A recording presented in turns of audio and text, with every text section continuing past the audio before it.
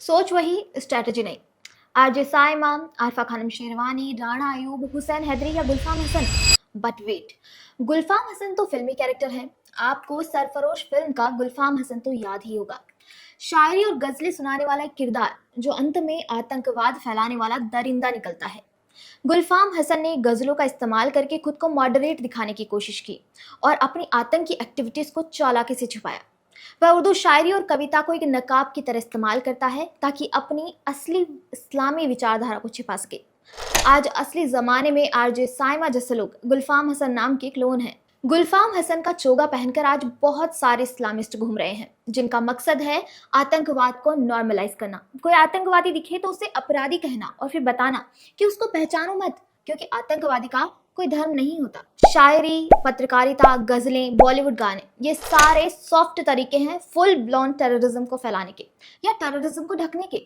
दोस्तों, कल से सोशल मीडिया पर दिल्ली बम धमाकों के सुसाइड बॉम्बर या कहे कि आतंकवादी डॉक्टर उमर नबी का एक वीडियो वायरल हो रहा है जो उसने बॉम्ब ब्लास्ट से पहले बनाया था। आत्मघाती बम विस्फोटों का बचाव करते हुए वही वीडियो में कह रहा है कि सुसाइड बॉम्बिंग का कॉन्सेप्ट गलत समझा गया है और इसे इस्लाम में शहादत ऑपरेशन बताया गया है। आतंकवादी खुद कह रहा है कि वो इस्लाम में बताए गए शहादत ऑपरेशन से मोटिवेट होकर सुसाइड बॉम्बिंग करने जा रहा है।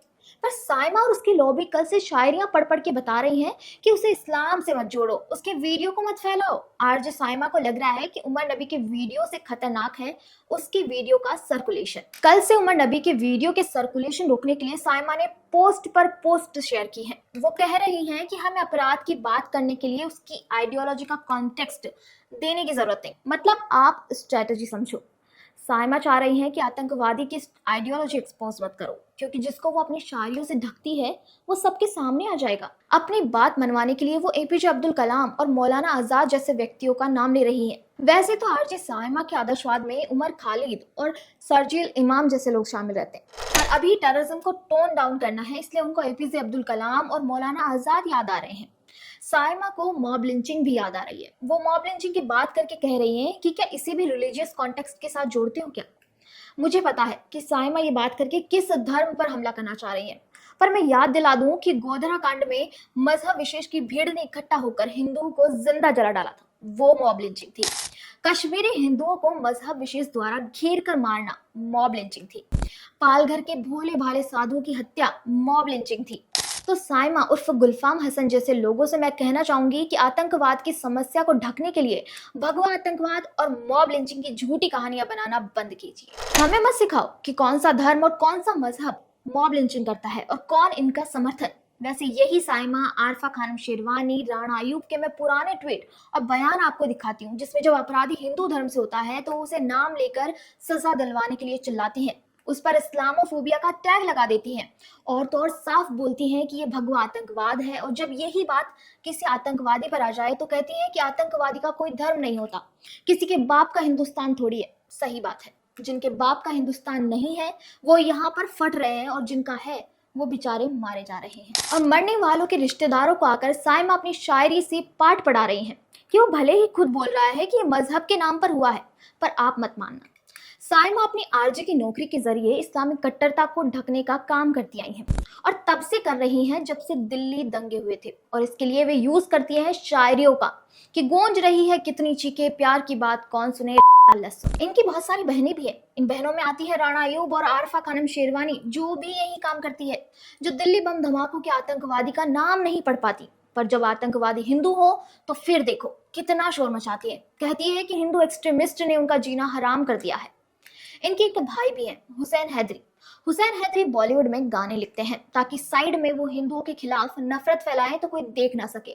मैंने कहा ना कि ये सारे रियल लाइफ गुलफाम हसन हैं जो अपनी शायरियों और गानों के बीच आतंकवाद को नॉर्मलाइज करते आए हैं। हुसैन हैदरी को मोदी सरकार से इतनी दिक्कत है कि वो एक बार ही कह चुके हैं कि अपर कास्ट हिंदुओं को चप्पल से मारना चाहिए। हुसैन हैदरी ने कहा था कि अगर अपर कास्ट हिंदू पूरे देश का सत्यानाश करके बैठे हैं और उनकी कॉलोनियों में घर घर जाओ और चप्पल मारकर बोलो कि बीजेपी को वोट मत करना। और तो और जब वारिस पठान ने हिंदुओं के खिलाफ जहर उगला था तो हुसैन हैदरी कह रहे थे कि वारिस पठान को भला बुरा कहने से अच्छा है कि आरएसएस को उखाड़ कर फेंक दो। AIMIM लीडर वारिस पठान ने कहा था कि हम सिर्फ 15 करोड़ मुस्लिम अगर सड़क पर उतर जाएं तो हिंदुओं पर राज करेंगे और आजादी छीन लेंगे। इस पर हुसैन हैदरी ने कहा था कि हिंदुओं को किसी मुस्लिम लीडर के भड़काऊ भाषण की आलोचना बंद कर देनी चाहिए, बल्कि उन बीजेपी लीडर्स के भाषण पर ध्यान देना चाहिए जो भड़काऊ हैं। कमाल की बात है, मतलब तो ये हुआ कि वारिस पठान भले ही हिंदुओं के खात्मे की बात करे, उस पर ध्यान नहीं देना चाहिए। उस पर ध्यान देना चाहिए कि कोई वारिस पठान को बदले में कुछ बोल तो नहीं रहा। यही काम इल्तिजाम मुफ्ती करती है, यही काम राणा सैफी करती है और यही काम असदुद्दीन ओवैसी करते हैं। आतंकवादी हिंदुओं को मारे तो उन्हें चुप रहना चाहिए, आतंकवादी मॉब लिंचिंग करे तो उन्हें चुप रहना चाहिए, मुस्लिम लीडर हेट स्पीच दे तो भी चुप रहना चाहिए। पर अगर कोई आतंकवादी की आलोचना करे, मुस्लिम लीडर के खिलाफ बोले तो हिंदुओं को भाईचारा दिखाते हुए चारा बन जाना चाहिए। बस यही रियल लाइफ गुलफाम हसन कहना चाह रहे हैं। इनकी शायरियां सुनो, गजलें सुनो और ये भूल जाओ कि कोई डॉक्टर मजहब से प्रेरणा लेकर फटने वाला है, कोई आतंकवादी एक मजहब के नाम पर आम लोगों को मारने वाला है, कोई मजहब के नाम पर हिंदुओं पर राज करना चाहता है। गुलफाम हसन और उसके रियल लाइफ लीडर्स पर आपकी राय हमें कमेंट बॉक्स में जरूर बताएं। वीडियो पसंद आए तो लाइक, शेयर एंड सब्सक्राइब करना ना भूलें। जय हिंद।